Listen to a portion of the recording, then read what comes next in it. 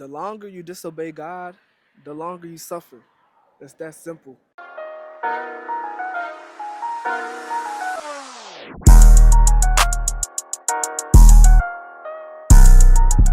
What's good to YouTube? It's your boy KP back at it again. If you're new here, definitely smash that subscribe button. Hit that post notification bell so you get updates anytime I post. Give this video a thumbs up even though I ain't really get into it yet. Yeah, let's go.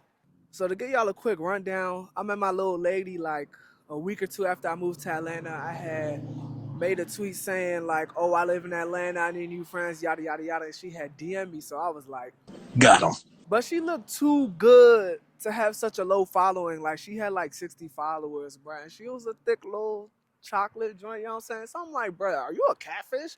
And she was like, no. So I was like, all right, send a picture with a spoon over your eye or we ain't talking no more. Like, I'm gonna block you. And she actually sent the picture. So I'm like, for real? Say that. And we had linked shortly after and we just clicked. But I was new to ATL, so I was still trying to scope the scenery out, you know what I'm saying? So I wasn't really trying to lock in, but I was rocking with her for sure. And then after months of us being on and off, texting, talking, whatever you may call it, one day she had pulled up on me and my mom was around. And she met my mom and my mom just kept complimenting her and everything was just flowing really well. And I just started to look at her differently like, have I found my wife?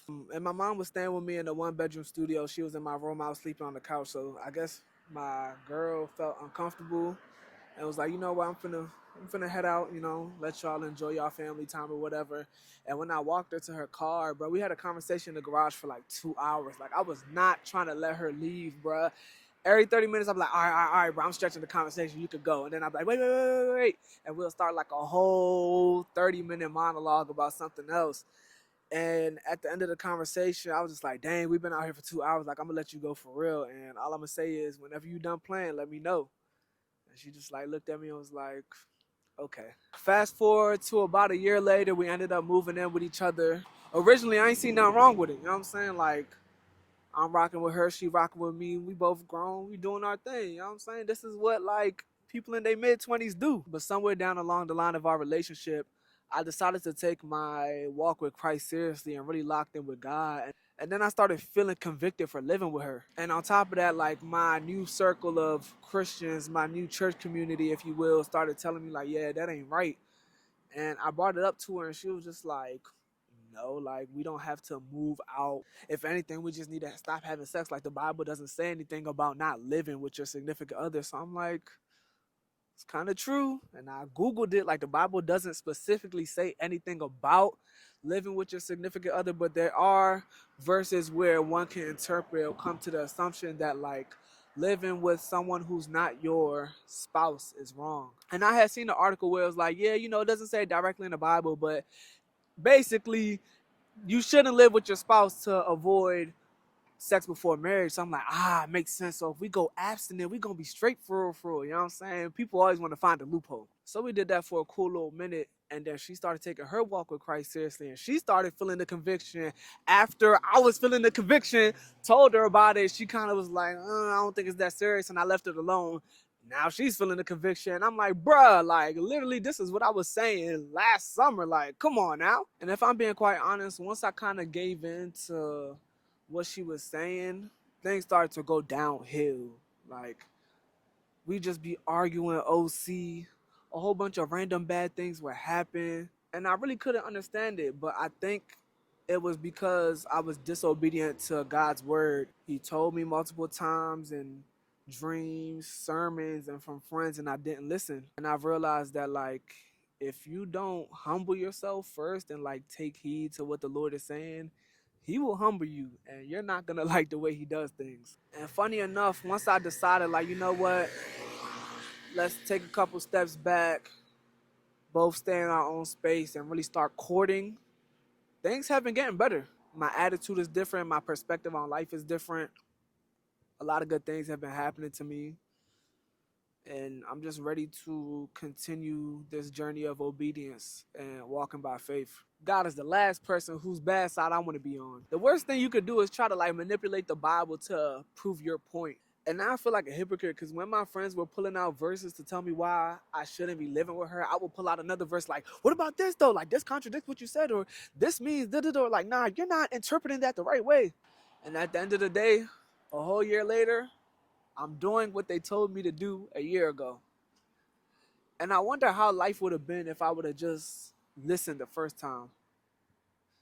But you know, sometimes we gotta bump our head a couple times or repeatedly hear the same thing until we get it. Such is life. But don't be that person that like blatantly sees a word in the Bible and you understand what it's saying to do, but you feel like it will mess up what you got going on, or you don't like what it's saying. Like it's like, God sees my heart, or God ain't gonna trip if I do that if he's telling you not to do it. Like, just be obedient. The power that comes with obedience, the prosperity you'll receive as a reward for listening the first time, is unmatched.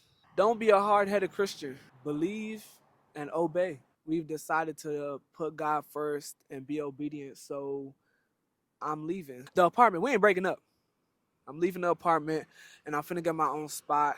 And I don't know how I feel about that, honestly speaking. Because I don't got the same conviction that I had last time, but I do know, like, living with Shawty is not right if she's not my wife. So it's like, I gotta get up out of there. But I'm just scared that this is gonna have a bad effect on our relationship. But at the end of the day, if she's the one, she ain't going nowhere. So I guess I shouldn't trip, you know. Definitely finna take a big step of faith and see what happens. I'm excited though. I'm excited to be in my own space, design the place how I want to. Cause once I moved in with her, it's kind of like she took over for real, for real. And you know what they be saying? Happy wife, happy life. And she ain't my wife yet, but like it was just like a lot of things that weren't worth even arguing over for real, for real. Like I was just letting her do her thing, and I be telling people like, bro, that's her spot for real, for real. I just live there. But now I get to move into my own space. I get to design it how I want, you know what I'm saying? Have things be more manly, you know what I'm saying? More like solid, minimalistic colors. Our apartment that we got now is like teal. It got splashes of teal, splashes of coral. In my apartment before I moved in with her, it was like all black, white, and gray, like real simple, real calm, you know what I'm saying? So I'm trying to go back to that. My new unit is gonna be like, it's like shades of like brown and cream with like little accents of silver. Y'all gonna see later on in the video. So I think I'm gonna stick to that like cream, brown, silver color scheme and make it look real nice, real luxurious, real minimalist. You know what I'm saying?